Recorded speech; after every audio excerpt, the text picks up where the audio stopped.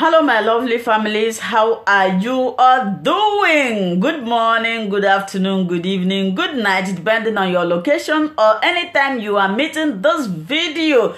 My old families, I appreciate you all, my old subscribers, especially those of you who share my videos, who leave wonderful comments. I appreciate your massive support. Igbo ndị ọma na-ege ntị ekene m ọnụ ụmụnne m ndị njem ọnụ ọ na-asa nachi ọ na-abụọ nachi gị onye na-ene n'ihe onyonyo a ka ụbọchị taa marụ gị mma. So my people, there is video I'm going to share with you today, and I don't want to waste time. Some of you say I talk too much. My dear, I need to introduce the video. Now, the international community, especially US Congress, they have now stood up to Nigeria, as they said that Nigeria is at the risk of collapse and the killings that is going on in Nigeria. And my question is this: every time they are talking about this making meeting, what have they done? What have they done? According to the video that you watch right now, I don't know how recent this video is, but I find it interesting. I want you to watch the video from the beginning to the end so that you will understand what they are saying. And the speaker there was like, are we going to fold our hands? Are we going to sit down and watch Nigeria destroy its people? Are we going to relax and pretend that nothing is happening until the Christians in Nigeria are finished? I want you to just listen to the man. He makes a lot of points, and share this video. Tell me what you think about this. I urge them to come and help Biafrans, especially yesterday I made a video where Mazina the Kano's lawyer Bruce Finn organized a protest in a UK embassy, and you saw how everything he reviews a lot of things. So if anybody is telling me that the international community, they don't know what is going on in Nigeria, I would say that the person is a liar. They know what is going on. They know everything. Even they see it more than some of us in Nigeria, because I believe that some people in Nigeria, they don't know what is going on. They don't. Because if they do, I don't know why somebody will post such video and you will see other people criticizing it, which means they don't really know. They don't really know what is happening. So my dear people, I want you to watch this video right now. Share. Tell me what you think about the video. Until I meet you again in my next video, remain blessed. Again, the purpose of this event is to try to make sure that the Congress of the United States, the administration of this country, our friends and allies around the world, and not least, of course, people of goodwill in this country and elsewhere, are on notice that Nigeria is at risk of disastrous collapse, that the forces that we've just been talking about are in the process of taking down a country that is the most populous in Africa, with horrific implications, not just for the immediate vicinity, the Lake Chad region as it's known, but for that continent and almost certainly others beyond.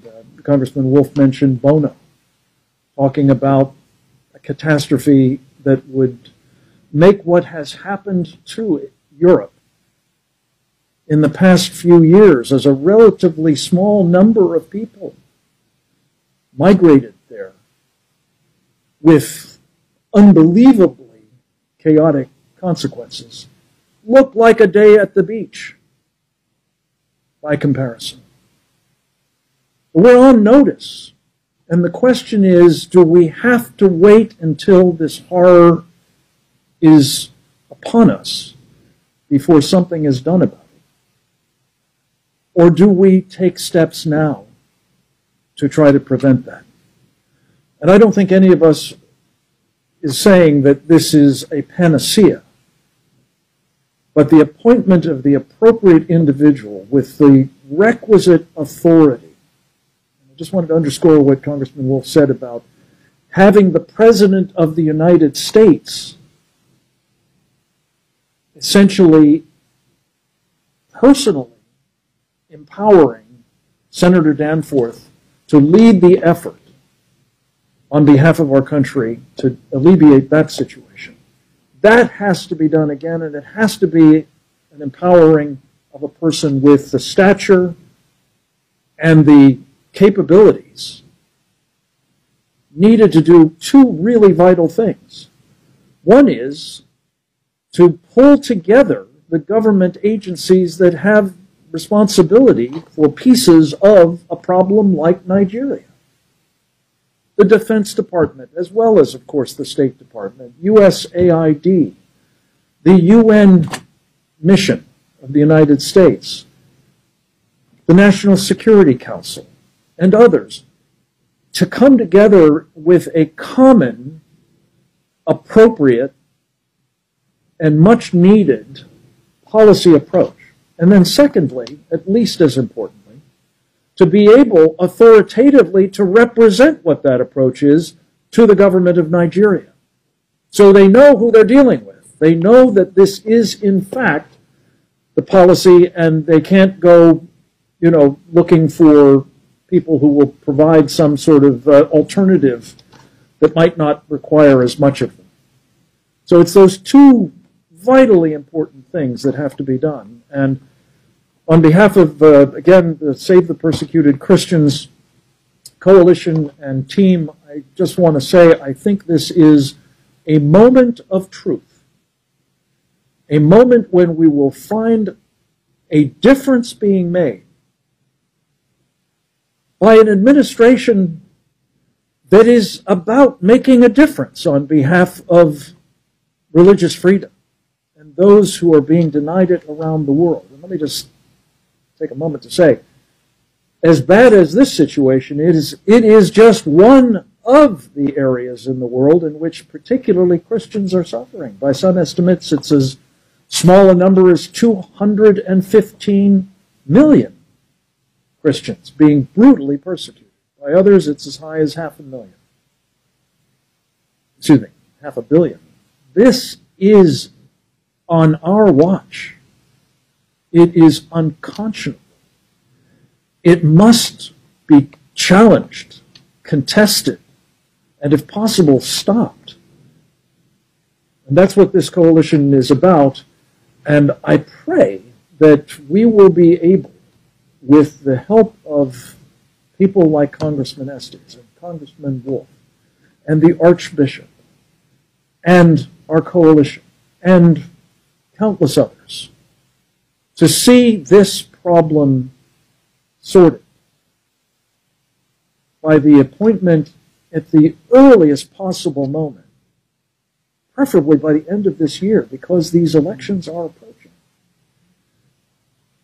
of an individual with the requisite authority of the President of the United States and the assignment of making both the U.S. government policy coherent and clear and effective, and communicating that, again, authoritatively to the government of Nigeria, who in the end is ultimately responsible for preventing this catastrophe. Thank you so much for watching this video together with me. Like I said before, if it is your first time of coming across my YouTube channel and you like what I do, please subscribe, put on your notification bell, share this video, leave your comment in the comment section. You are free to criticize, but let us do it always constructively. Remain blessed. I appreciate your massive support, and I love and cherish each and every one of you. Until I meet you again in my next video, for now I will say bye-bye.